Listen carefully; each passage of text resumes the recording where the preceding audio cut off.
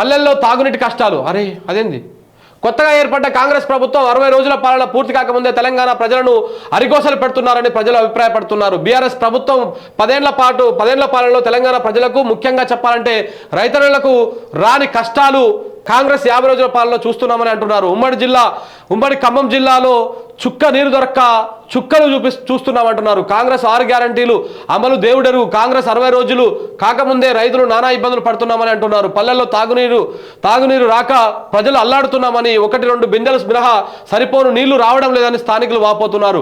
వచ్చిన రెండు బిందెలు తాగడానికి సరిపోకపోవడంతో చేతి పంపుల దగ్గరకు వెళ్లాల్సినటువంటి పరిస్థితులు ఏర్పడిందని అంటున్నారు.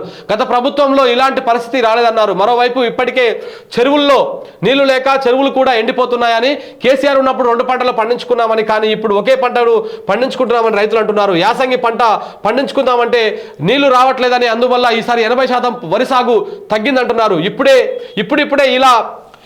ఇలా ఉంటే మార్చి, ఏప్రిల్, మే నెల పరిస్థితి ఏంటి అని పాలేరు ప్రజలు అంటున్నారు. ఏది ఏమైనప్పటికీ తెలంగాణ ప్రజలు కష్టాలు కొని తెచ్చుకున్నట్టు అయిందని, తినే కంచంలో మన్ను పోసుకున్నట్టని ప్రజలు అంటున్నారంట. పాలేరులో పరిస్థితి తాగడానికి నీళ్ళు లేవంట, ఖమ్మం పాలేరులా. మరి ఇక చూడాలి, మరి ఆలోచన చేసుకోవాలి ప్రభుత్వ పెద్దలే. ఈ పాలేరు నుంచి కూడా పెద్దోళ్ళు ఉన్నారు మళ్ళీ అధికారంలో ఇప్పుడు.